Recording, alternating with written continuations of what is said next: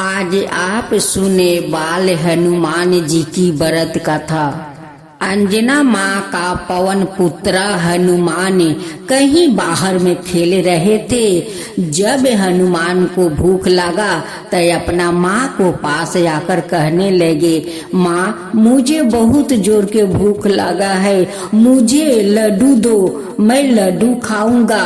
अंजना माँ उस समय काम में व्यस्त थी। कहने लगी कि बेटा हनुमान, तुम बाहर जाओ, बगीचे में से कुछ फल खा लो, बाद में तुम्हारे लिए लड्डू बना देती हूँ तो तुम आकर खा लेना।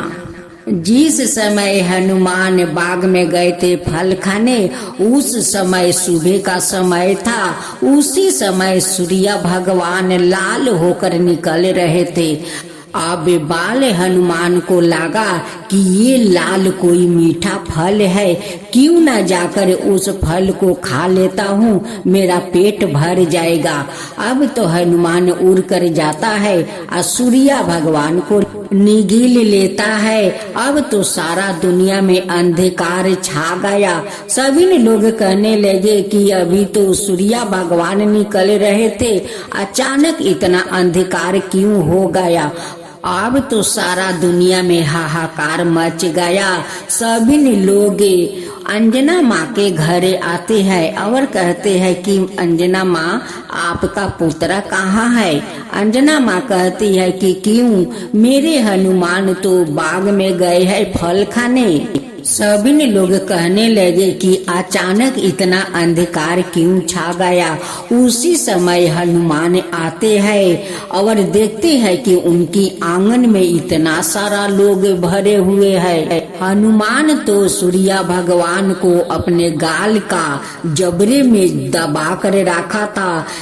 अंजना मैया कहती है कि पुत्रा, तुम तो बाग में फल खाने गए थे, फल खाया। अब तो वो नटखट हनुमान जी बोल नहीं पा रहे हैं, अपना सिर झुकाते हैं। अंजना माँ कहती है कि हनुमान, तुम सिर क्यों झुकाते हो, क्यों नहीं बोलते हो। जब नटखट हनुमान जी नहीं बोले तो अंजना माँ का गुस्सा आ गया। जाकर उनकी गाल के वहाँ एक थप्पड़ लगाती है। वैसे ही सूर्य देव बाहर निकले आते हैं। उनकी आंगन में जितना लोग आए थे वो कहने लगे कि इसी कारण तो अंधकार छा गया। देखिए तो अंजना मैया, आपका पुत्रा, आपका लाडला सूर्य भगवान को ही गिल गया, उसलिए इतना अंधकार छा गया था। अब अंजना माँ कहने लगी कि पुत्रा, तू सूर्य को क्यों इगला, इसलिए तू बात नहीं बोल रहा है। गाल के जबड़े में सूर्य भगवान को दबा कर रखा है। मैं तो तुझे फल खाने को बोला था और तुम जाकर सूर्य भगवान को ही गिल गया। हनुमान जी कहने लगे कि मैया, मुझे तो लगा कि ये लाल मीठा फल है और मैं उसे फल समझकर गिल गया। अंजना मैया उन्हें लड्डू देती है, लड्डू खाते हैं। लड्डू खाकर अंजना माई कहने लगी कि बेटा, जाकर बाग में खेलना, कहीं दूर मत जाना। हनुमान जी कहते हैं कि मैया, मैं दूर नहीं जाऊंगा, मैं बाग में जाकर खेलूंगा। उसी समय एक मालिन डाली में बहुत सारा फूल बेच रही थी। अब तो हनुमान देखते हैं कि ये तो मालिन बहुत सारा रंग बिरंग का फूल बेच रही है। नटखट हनुमान जाते हैं और उस मालिन का फूल का डाली में जाकर बैठ जाते हैं। अब तो मालिन का सारा फूल बिक गया। जब फिर दूसरा दिन गए फूल बेचने, फिर हनुमान जी उनकी डाली में बैठ जाते हैं। अब मालिन घूम घूम कर सारे फूल बेच देती है। एक दिन मालिन फूल बेचकर जाती है और उनकी फूल का डाली में हनुमान जी गादा लिए हुए और उसी में नाच रहे थे। माली देखता है, एक ध्यान से हाथ जोड़कर उन्हें प्रणाम करता है और उनकी नाच देखते हैं। मालिन समझी कि ये पति देव तो मुझे ही देख रहे हैं, लगता है ऐसा कि कभी मुझे देखा ही नहीं है। मालिन अपना पति से कहती है कि आज आपको क्या हो गया है, जैसे आप मुझे देख रहे हैं लगता है कि कभी मुझे आप देखा ही नहीं है। मैं नई नवेली दुल्हन की तरह आप हाथ जोड़कर मुझे क्यों देख रहे हैं। माली अपना पत्नी से कहते हैं कि तुम ऐसे ही डाली लेकर खड़े रहो मेरे सामने। वो कहने लगी कि ऐसा तो बात है आप कभी नहीं करते हैं, आज क्या बात है कि ऐसे ऐसे बात कर रहे हैं कि तुम डाली लेकर मेरे सामने ऐसा ही खड़े रहो, क्या बात है। उनके पति कहने लगे कि आज साक्षात हनुमान जी से मुझे दर्शन हो रहे हैं। देखो तुम्हारे माथे पर जो डाली है उस पर हनुमान जी नाच रहे हैं। मैं तो उन्हीं को देख रही थी, हाथ जोड़कर उन्हीं को प्रार्थना कर रही थी। जीवन में ऐसा तो कभी नहीं देखा, आज मैं उन्हें देखकर मैं धन्य हो गया, मैं तो धन्य हो गया। हनुमान जी मालिन का फूल के बाग में जाते हैं या 5 बार परिक्रमा करते हैं। उनकी बाग में इतना फूल भर गया, इतना फूल भर गया। मालिन जितना भी फूल बेचती लेकिन उनकी बगीचे के फूल खत्म नहीं होता। मालिन उसी फूल से वो धनवान बन गई। कहने लगी कि ये चमत्कार तो उस नटखट हनुमान जी के है कि उन्हीं के कृपा से हमारा बाग में इतना फूल है। अब मैं फूल लेकर जाता हूँ, सारे फूल बिक जाता है। हे हनुमान जी, जैसे आप मुझे दर्शन दिया वैसे ही सब कोई के अपना दर्शन दीजिए और सब कोई पर अपना कृपा बरसाइए। हनुमान जी की जय हो, हनुमान जी की जय हो। खूब सुंदर तुलसी की गाथा, तुलसी माता की जय हो, तुलसी माता की जय हो। एक छोटी सी तुलसी रास्ते में बैठी हुई थी, आशा लगाकर कि कोई भी तो मुझे ले जाएगा। एक दिन एक गौ माता आई, उनकी बछड़ा बहुत बीमार था। उस तुलसी से कहती है कि हे तुलसी, मुझे 2 पाता दो, मेरा बच्चा बहुत बीमार है, तुम्हारा पतिया खा लेगा तो मेरा बच्चा ठीक हो जाएगा। वो छोटी तुलसी कहती है कि मैं कैसे तुम्हें पाता दे दूं, मैं तो ऐसा ही छोटी हूँ, अगर अपना पतिया तुम्हें दे दूंगी मैं अपना शरीर को ठंडक कैसे दूंगी, मैं तुम्हें पतिया नहीं दे सकती हूँ। गौ माता कहती है कि नहीं तुलसी, मुझे 2 पतिया दे दो कि मेरा बच्चा खाकर वो ठीक हो जाए। जब छोटी सी तुलसी अपना पतिया नहीं दी तो गौ माता को बहुत दुख हुआ। वो कहने लगी कि तुलसी, मेरे बच्चा तो बहुत बीमार है, मैं आज तुम्हें शराप देती हूँ कि तुम इसी रास्ते में तड़पती रहोगी और कोई तुम्हें नहीं उठाकर ले जाएगा और नहीं तुम्हारा आवाज किसी तक पहुँचेगा। तुम इसी रास्ते में तुम तड़पती रहोगी, कभी तुम बड़ी नहीं होगी, यही पर छोटी बन कर रहना, ये मेरी अभिशाप है, तुम तड़पते रहना। तुलसी कहने लगी कि नहीं गौ माता, ऐसे मुझे शराप मत दीजिए।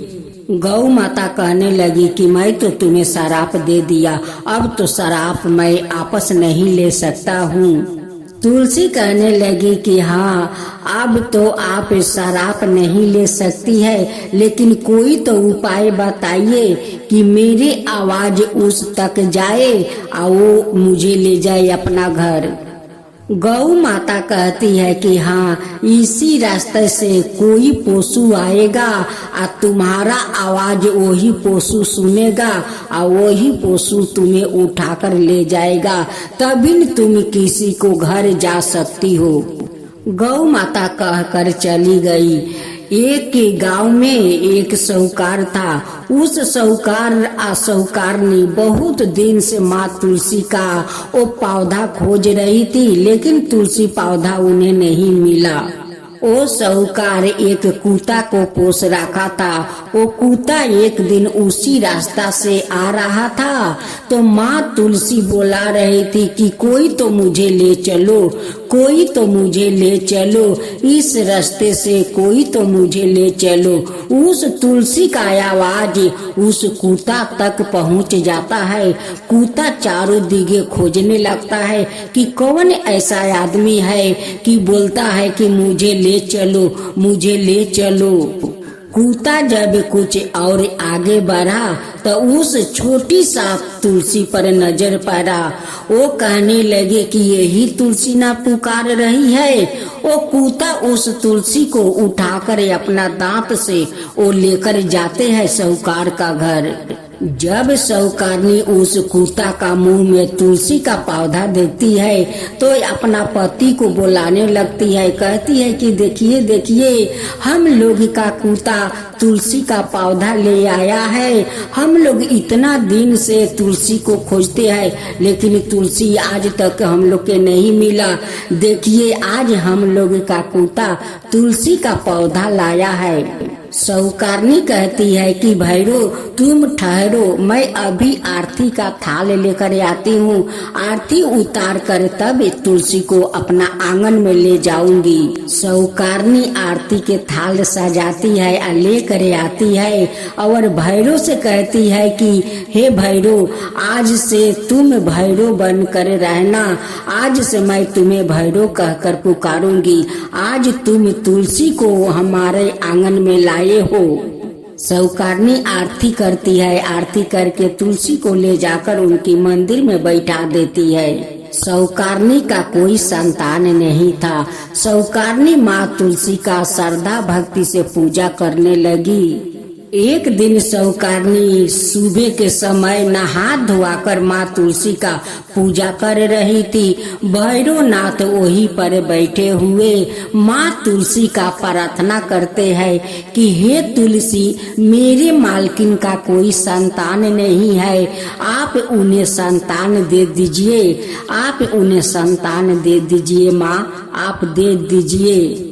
भैरवनाथ का प्रार्थना माँ तुलसी सुन लेती है और उस भैरव को दर्शन देती है और कहती है कि भैरवनाथ, आप चिंता मत करो, तुम्हारा मालकिन का जरूर संतान होगा। आज तुम यहाँ पर लाकर मुझे खुश कर दिया है तो तुम्हारा प्रार्थना मैं जरूर सुनूंगी और तुम्हारा मालकिन का संतान मैं जरूर दूंगी। मैं तो तुम पर बहुत प्रसन्न हूँ कि आज रास्ते से उठाकर तुम इस आंगन में मुझे बैठा दिया है। कुछ दिन का बाद साहूकारनी का पेट में गर्भ रह जाता है। 9 महीना के बाद खूब सुंदर एक बेटा को जन्म देती है। अब तो साहूकार और साहूकारनी बहुत खुश हो जाते हैं कि आज माँ तुलसी हम लोग पर कृपा किया है। हम लोग कितना दिन से माँ तुलसी को खोज रहे हैं लेकिन मिली नहीं। आज तो भैरवनाथ माँ तुलसी को ले आकर तो चमत्कार कर दिया है। ये तो माँ तुलसी देखिए हम लोग का संतान दे दिया, माता पिता बना दिया। आज इस भैरव के कारण साहूकार और साहूकारनी जितना अपना पुत्र से प्यार करती थी उतना ही प्यार उस भैरवनाथ से करती।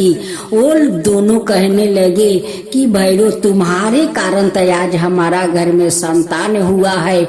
नहीं तुम तुलसी को लाते, नहीं हम लोग पूजा करते और नहीं हमारा संतान होता। आज तुम्हारे कारण तो मेरे घर में तुलसी आई है।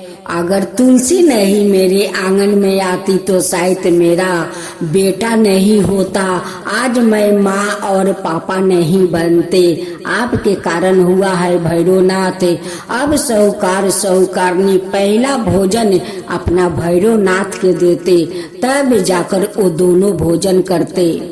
माँ तुलसी सोचने लगी कि आज जे भैरवनाथ इस आंगन में मुझे लाया है, अब मेरा यहाँ श्रद्धा पूर्वक पूजा पाठ लोग करते हैं। उस गौ माता का अभिशाप के कारण नहीं, वो अभिशाप देती कि तुम्हें एक दिन कोई पशु आएगा और ले जाएगा। आज उनकी अभिशाप के कारण तो ये भैरव मुझे इस साहूकार के आंगन में लाया और साहूकार साहूकारनी श्रद्धा पूर्वक मेरा पूजा करने लगे। तुलसी माता उस गौ माता को कुटी कुटी धन्यवाद देती है। कहती है कि हे गौ माता, आज से मेरे पाता सारे जग में चलेगा, सभी को जग में मेरे 2 पाता पड़ जाएगा तो वो जग कभी खत्म नहीं होगा। सारे जगत भोजन करेगा लेकिन भंडार कभी खत्म नहीं होगा। हे तुलसी माता, जैसे उस सौकारनी का आप पुत्र दिया, उनकी मन ने का इच्छा पूरा किया, वैसा ही सबका ऊपर कृपा कीजिए, सबका ऊपर कृपा कीजिए। तुलसी माता की जय हो, तुलसी माता की जय हो, जय हो गंगा मैया की जय हो। एक गरीब ब्राह्मण था। ब्राह्मण देव बहुत गरीब था। वो भिक्षा मांग कर अपना परिवार को पोषण पालन करता था। ब्राह्मण देव बहुत दूर दूर भिक्षा मांगने चले जाते कि दूर नहीं जाऊंगा तो मुझे ज्यादा तो दक्षिणा नहीं मिलेगा, दूर दूर जाऊंगा तभी तो मुझे बहुत सारा दक्षिणा मिलेगा, तो हमारा परिवार को पोषण पालन अच्छा से हो जाएगा। ब्राह्मण देव अपना परिवार को कभी दुख तकलीफ नहीं देते, अपना परिवार को हमेशा खुशी खुशी रखते। एक दिन ब्राह्मण देव भिक्षा मांगकर घरे आते हैं और अपना ब्राह्मणी से कहते हैं कि सुनते हो जी, देखो काल सब लोग बैसाखी स्नान करने जाते हैं, हम लोग भी चलेंगे। ब्राह्मणी कहती है कि आपका खुशी के लिए मैं कहीं भी चलने के लिए तैयार हूँ, चलिए हम लोग भी बैसाखी स्नान करेंगे। ब्राह्मण देव अपना परिवार को लेकर बैसाखी स्नान करने चल देते हैं। रास्ते में माँ गंगा एक बुढ़िया का रूप धारण कर लेती है। उनकी सारा शरीर का चमड़ा झूला हुआ था और रास्ते में एक लाठी लेकर बैठ गई। जितने लोग जाते वो सभी से कहती कि बेटा मुझे थोड़ा पानी पिला दे, बेटी थोड़ा पानी पिला दे, लेकिन कोई उन्हें पानी नहीं पिलाया। ब्राह्मण देव अपना परिवार को लेकर उसी रास्ते से जा रहे थे। जब उस बूढ़ी माँ के पास पहुँचा, बूढ़ी माँ कहने लगी कि बेटा मुझे बहुत जोर का प्यास लगा है, देख मेरा गला सूखा गया है, कोई मुझे पानी नहीं देता है, बेटा तू पानी पिला देगा। ब्राह्मण देव कहने लगे कि माता मैं जरूर आपको पानी पिला दूंगा। आप इस धूप में क्यों बैठी हो माता? देखिए बैसाख का धूप चल रहा है, नीचे धूल गर्म हो गया है, आप उस कदम का गाछ के पास चलिए, वहीं पर आप बैठिए, मैं आपके लिए पानी लेकर आता हूँ। ब्राह्मण देव जाते हैं, एक चुकिया में पानी लेकर आते हैं और उससे बूढ़ी माँ को पानी पिला देते हैं। बूढ़ी माँ पानी पी कर उनकी आत्मा को शांति मिल जाता है। बूढ़ी माई पानी पी कर उस ब्राह्मण को बहुत बहुत आशीर्वाद देने लगती है। कहती है कि बेटा जैसे तू मुझे पानी पिला कर मुझे जुड़वाया है, वैसे ही तेरा परिवार जुड़ाएगा, सुखी रहेगा, उसका कभी दुख तकलीफ नहीं होगा बेटा। ब्राह्मण देव कहते हैं कि माता मेरे पास तो खाने के लिए कुछ नहीं है, मैं तो भिक्षा मांग कर अपना परिवार को पोषण पालन करती हूँ। मैं गंगा स्नान करने जाती हूँ, जब बैसाखी स्नान करके वहाँ से लौटूंगी तो आप यही कदम के गाछ के पास बैठे रहिए, कहीं मत जाइए, जो मिलेगा मेला में वही आपके लिए मैं ले आऊंगा, आप यहाँ पर बैठकर खाइए माता, कहीं मत जाइए। कहती है कि ठीक है बेटा तू जा, मैं यहीं पर बैठी रहूंगी। वो तो कोई बूढ़ी माँ तो थी नहीं, वो तो साक्षात माँ गंगा थी। ब्राह्मण देव अपना परिवार को लेकर जाते हैं, बैसाखी गंगा स्नान करते हैं। अपना पत्नी से कहते हैं कि देखो मैं यही घाट पर एक गमछा बिछा देती हूँ, आते जाते लोग तो कुछ ना कुछ तो दान दे ही देंगे, कुछ पैसा, कुछ चिवड़ा, कुछ मूढ़ी तो दे ही देंगे, वही हम लोग खाकर तब चलेंगे और उसी में से कुछ बचाकर उस बूढ़ी माई के लिए ले चलेंगे। ब्राह्मण देव वही पर गामछा बिछाकर बैठ जाते हैं। आते जाते लोग कोई चिवड़ा देता है, कोई बतासा देता है, कोई पैसा देता है। ऐसे उनके गामछा पर देते देते कुछ तो अन्न इकट्ठा हो गया। वहाँ पर सब परिवार मिलकर खाए और बूढ़ी माँ के लिए बचा कर ले आए। जब ब्राह्मण देव अपना परिवार को लेकर आते हैं, उस कदम के पेड़ के पास जाते हैं, देखते हैं कि बूढ़ी माई तो यहाँ पर नहीं है। ब्राह्मण देव कहने लगे कि बूढ़ी माई तो चल नहीं पा रही है, बूढ़ी माँ कहाँ चली गई ये धूप में? बूढ़ी माँ तो भूखे प्यासे होगी, ना जाने बूढ़ी माँ कहाँ चली गई। उन्हें तो मैं बोल कर गया था कि माता आप यहीं पर बैठे रहिए, कहीं मत जाइए, फिर भी बूढ़ी माता कहाँ न कहाँ चली गई। जब ब्राह्मण देव अपना घर पहुँचते हैं, देखते हैं कि बूढ़ी माई तो उनकी दरवाजे पर बैठी हुई है। अब ब्राह्मण देव देख कर बहुत आश्चर्य में पड़ गए कि ये बूढ़ी माई तो चल नहीं पा रही है, हम लोग के घर कैसे आ गई? हम लोग के घर का पता ये कैसे जानती है? ब्राह्मण देव उस बूढ़ी माई से पूछते हैं कि माँ आप तो चल नहीं पा रही है, आप कैसे यहाँ पर आ गई? आपको पता कैसे चला कि ये मेरा घर है?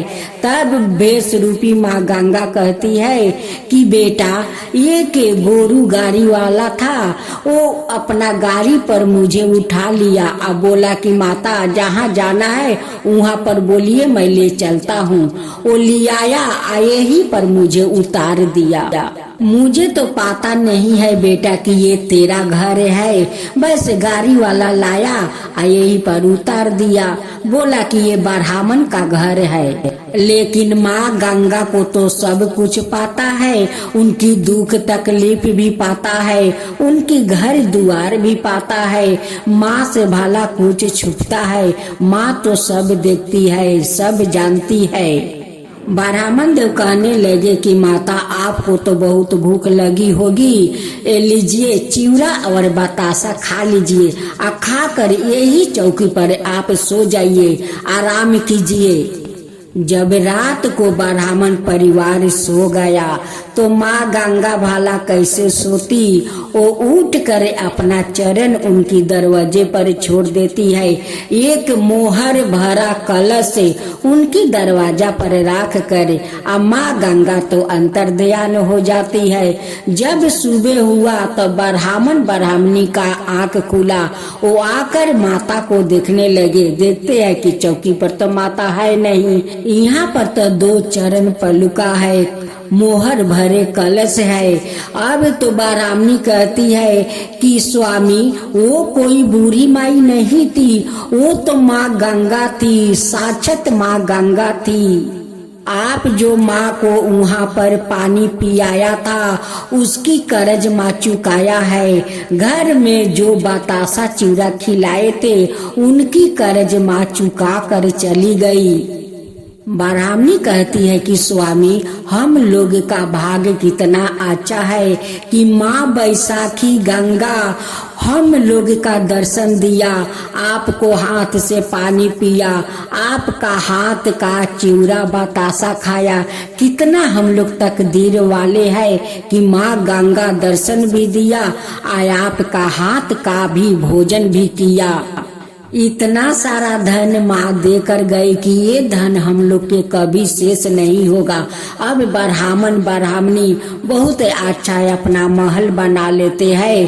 अब वो लोग आजाद से रहने लगा। सारा दुख तकलीफ माँ गंगा लेकर चली गई और उनकी घर में धन भर गई। हे माँ गंगा, जैसे आप उस ब्राह्मण को दर्शन दिया, उनकी हाथ से भोजन किया, वैसा ही सबका ऊपर कृपा कीजिए, सबका दर्शन दीजिए। हे माँ गंगा, सब कोई का दर्शन दीजिए, वैसा ही सबका घर में धन भर दीजिए। माँ गंगा की जय हो, माँ गंगा की जय हो।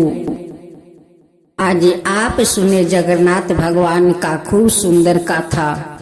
एक गांव था, उस गांव में एक पति और पत्नी रहा करते थे, लेकिन वो लोग का कोई संतान नहीं था। हर साल वो दोनों पति पत्नी जगन्नाथ भगवान का मंदिर दर्शन करने जाते थे। एक दिन की बात है, दोनों पति पत्नी जगन्नाथ भगवान को मंदिर दर्शन करने जा रहे थे। रास्ते में बहुत लंबा लाइन था। उसी लाइन में वो दोनों पति पत्नी पड़े हुए थे।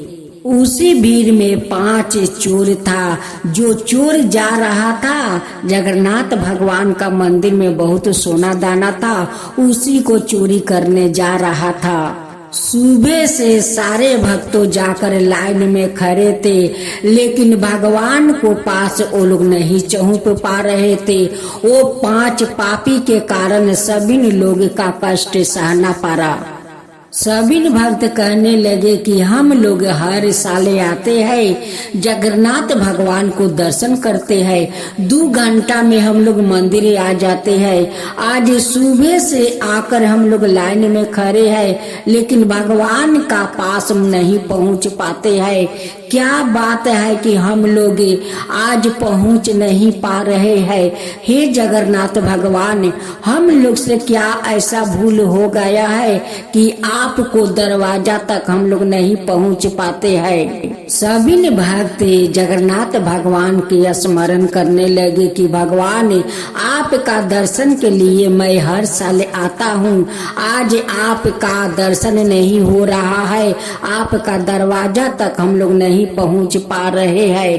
अब तो जगन्नाथ भगवान को, अपना भक्त को दुख देख कर उस 5 चोर का अंधा बना देते हैं। अब 5 चोर उधर घूर घूर करने लगे, इधर घूरे उधर घूरे, लेकिन वो लोग का तो रास्ता नहीं दिख रहा था। अब चोर लोग 5 पीछे पड़ गया। अब 5 चोर पीछे रह गया। अब तो सारे भक्त भगवान को दरवाजा तक पहुंच गया। सभी भक्त कहने लगे कि क्या बात है, अब हम लोग इतना जल्दी भगवान के दरवाजे तक पहुंच गया, अब भगवान से दर्शन भी कर लिया। सभी भक्त लोग जगन्नाथ भगवान को दर्शन किया, पूजा पाठ किया, और सभी भक्त अपना अपना घर लौट रहे थे। दोनों पति पत्नी वो भी अपना घर लौट जा रहे थे। रास्ते में जाते जाते देखते हैं कि एक गाछ के भीड़ी वो 5 चोर बैठा है। उनकी आंख से तो कुछ लगता नहीं है कि वो कहीं जा सके। उस औरत अपना पति से कहती है कि ये 5 लोग तो हम लोग के साथ जा रहे थे जगन्नाथ भगवान से दर्शन करने, ये लोग ये गाछ के भीड़ी क्या कर रहे हैं। 5 चोर वो दोनों की बात सुनकर कहने लगे कि भाई, हमें अपना साथ ले चलो, हम लोग का आंख से कुछ नहीं दिख रहा है। हम 5 इसी गाछ के पास सारा रात थे, हम लोग का तो रास्ता नहीं दिखता है कि हम लोग कहीं जा सके, आप मुझे ले चलिए।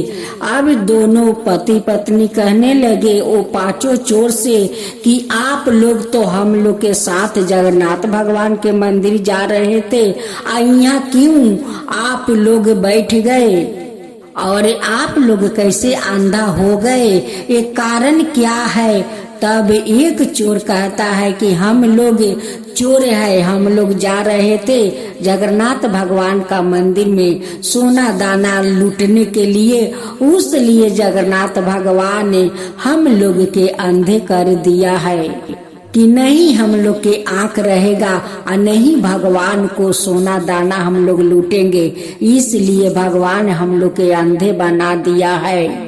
दोनों पति पत्नी कहने लगे कि आप लोग कैसा चोर है कि भगवान का मंदिर में लूटने जा रहे थे। देखिए, सभी लोग भगवान के मंदिर में कुछ ना कुछ मांगने जाते हैं और आप 5 भगवान का मंदिर लूटने जा रहे थे। उस लिए देखो, भगवान आप 5 को अंधा बना दिया है। उस लिए हम लोग आप लोग के कारण उस रास्ते में, उस भीड़ में अटके थे, हम लोग भगवान के पास नहीं जा रहे थे। आप लोग तो पापी है, पाप करने जा रहे थे। आप पापी के साथ साथ उनकी भक्त लोग कितना तकलीफ सहा, अगर आप लोग का भगवान अगर अंधा नहीं बनाते तो हम लोग के शायद भगवान से दर्शन नहीं होता, हम लोग वही लाइन में खड़े रह जाते, लेकिन किसी को भगवान से दर्शन नहीं होता। अब तो पांचों चोर हाथ जोड़कर माफी मांगने लगे कि बहन आप मुझे माफ कर दीजिए, भैया आप मुझे माफ कर दीजिए, इस पापी को माफ कर दीजिए, आज से हम लोग कभी चोरी नहीं करेंगे। दोनों पति पत्नी कहने लगे कि ठीक है, हम दोनों पांचों को उस मंदिर ले जाएंगे और भगवान का मंदिर में जाकर वहाँ पर बोलो कि हम लोग कभी चोरी नहीं करेंगे, हे भगवान हम लोग कभी चोरी नहीं करेंगे, तभी न हम लोग मानेंगे। जब दोनों पति पत्नी वो पांचों चोर को मंदिर के सामने ले गए, पुजारी कहने लगे कि ये पापी है, तुम लोग क्यों इस पापी को लाते हो, क्यों लाते हो, ये तो पांचों पापी है, भगवान को लूटना चाहता था, उसलिए जगन्नाथ भगवान ने पांचों को अंधा बना दिया, ये लोग का तो कभी माफी नहीं मिलेगा। पांचों चोर भगवान का दरवाजे पर दंडवत प्रणाम करते हैं, पुजारी से माफी मांगते हैं कि हे पुजारी जी हमें माफ कर दीजिए, हे महात्मा जी हमें माफ कर दीजिए, हम लोग अब ऐसा काम कभी नहीं करेंगे, आज से हम लोग कभी चोरी नहीं करेंगे, आप मुझे माफ कर दीजिए। दोनों पति पत्नी हाथ जोड़कर जगन्नाथ भगवान से कहने लगे कि भगवान ये पांचों को माफ कर दीजिए, इनकी नैन दे दीजिए, इनकी माफ कर दीजिए, अब ये लोग कभी चोरी नहीं करेगा। पांचों चोर उस पुजारी बाबा से कहने लगे कि हे महात्मा जी आप कोई उपाय बताइए कि हम लोग जो पाप करने आए थे वो पाप से कैसे हम लोग के मुक्ति मिलेगा, उसका उपाय बता दीजिए। पुजारी जी कहते हैं कि उपाय तो है लेकिन बहुत कठिन है, तुम लोग का निर्जल उपास रह करे पाप मोचनी एकादशी व्रत करना होगा, तभी तुम लोग के पाप से मुक्ति मिलेगा। पांचों चोर कहने लगे कि हे पुजारी बाबा हम लोग के तो पता नहीं है कि पाप मोचनी एकादशी का विधि विधान क्या है, कैसे लोग करते हैं, हम लोग के पता नहीं है। पांचों चोर का पुजारी बाबा सारे विधि विधान बताते हैं और कहते हैं कि अगर ऐसा तुम पांचों निर्जाला होकर पाप मोचनी व्रत करो तो तुम्हारा पाप से मुक्ति मिल जाएगा। वो दोनों पति पत्नी पांचों चोर को उनकी घर तक पहुंचाओ आते हैं। पुजारी का कहे अनुसार पांचों चोर श्रद्धा पूर्वक पाप मोचनी व्रत किया और वो पांचों को नैन आपस मिल गया। तब से वो पांचों चोर चोरी करना छोड़ दिया और धर्म के राह पर चल दिया। वो पांचों पाप मोचनी व्रत करने लगे। इधर जगन्नाथ भगवान स्वयं में वो दोनों पति पत्नी के घर जाते हैं और उनकी दरवाजे पर एक माला रख देते हैं और सपने में दर्शन देते हैं। तुम दोनों तो मेरे दर्शन के लिए गए थे लेकिन अपना लिए तो कुछ नहीं मांगा, और वो पांचों चोर के लिए जाकर नैन मांगा।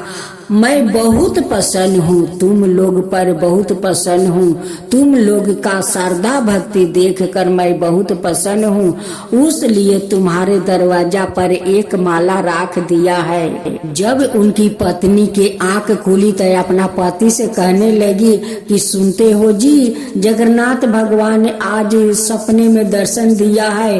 वो कहने लगे कि तुम वो पांच चोर के लिए नैन मांगी लेकिन अपना लिए कुछ नहीं मांगी। मैं तुम्हारा श्रद्धा भक्ति देख कर मैं तुम्हारा दरवाजा पर एक माला छोड़ दिया है। दोनों पति पत्नी उठकर जब अपना दरवाजा खोलते हैं तो देखते हैं कि साक्षात वहाँ पर एक सोना का माला है। अब तो माला उठाकर ले जाती है और जगन्नाथ भगवान को बहुत बहुत धन्यवाद देती है कि भगवान आप स्वयं आकर अपना माला मेरे दरवाजे पर रख गया। भगवान धन है, भगवान धन है, आपका महिमा अपरंपार है। हे जगन्नाथ भगवान आपका महिमा अपरंपार है। कुछ दिन का बाद वो औरत माँ बन जाती है। कहती है कि जगन्नाथ भगवान तो हम लोग पर दया बहुत किया है, छप्पर फाड़ कर दया किया है कि धन घर में भर दिया, मेरा गोद भी भर दिया। हे जगन्नाथ भगवान जैसे हमारा घर भर दिया वैसे ही सबका ऊपर कृपा कीजिए, सबका ऊपर कृपा कीजिए। हे जगन्नाथ भगवान, जगन्नाथ भगवान की जय हो, जगन्नाथ भगवान की जय हो।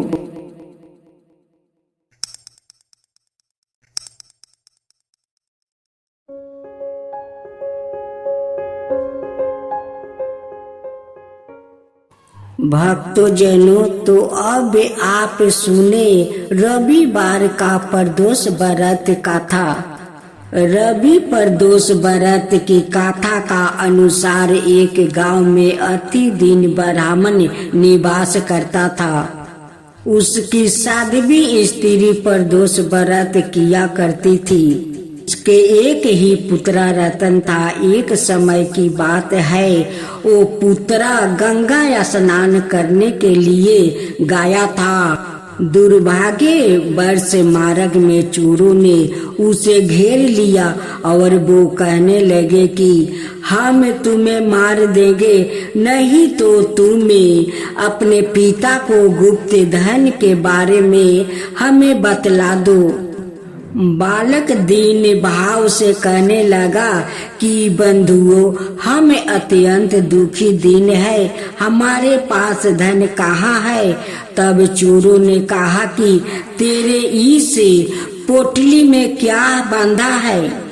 बालक ने निसंकोच कहा कि मेरी माँ ने मेरे लिए रोटियां दी है। यह सुनकर चोरों ने अपने साथियों से कहा कि साथियों, यह बहुत ही दीन दुखी मनुष्य है, आते हम किसी और को लूटेंगे।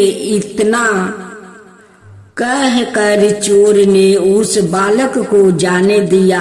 बालक वहां से चलते हुए एक नगर में पहुंचा। नगर के पास एक बरगद का पेड़ था। वो बालक उसी बरगद के वृक्ष की छाया में सो गया। उसी समय उस नगर के सिपाही चोरों को खोजते हुए उस बरगद के वृक्ष के पास पहुंचा और बालक को चोर समझकर बंदी बना लिया।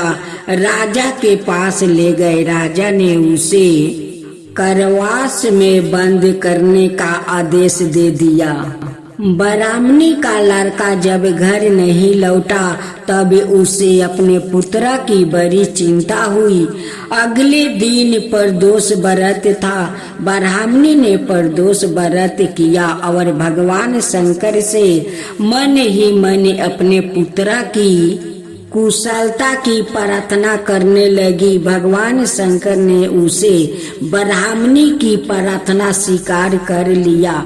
उसी रात भगवान शंकर ने उसे राजा को सपने में आदेश दिया कि वो बालक चोर नहीं है, उसे प्रात काल छोड़ दे, अनाथ उसका सारा रजिया वैभव नष्ट हो जाएगा। प्रात काल राजा ने शिव जी की आज्ञा अनुसार उस बालक को कारावास से मुक्त कर दिया। बालक ने अपनी सारी कहानी राजा को सुनाई। सारा वृत्तांत सुनकर राजा ने अपने सिपाहियों को उस बालक के घर भेजा और उसके माता पिता को राज दरबार में बुलवाया। उसके माता पिता बहुत ही भयभीत थे। राजा ने उन्हें भयभीत देखकर कहा कि आप भयभीत ना हो, आपका बालक निर्दोष है। राजा ने ब्राह्मण को 5 गांव दान में दिया, जिससे कि वो सुख पूर्वक अपना जीवन व्यतीत कर सके। भगवान शिव की कृपा से ब्राह्मण का परिवार आनंद से रहने लगा। अत जो मनुष्य रवि पर दोष व्रत को करता है, वो सुख पूर्वक और निरोगी होकर अपना पूर्व जीवन व्यतीत करता है और उसके जीवन में सुख शांति आती है।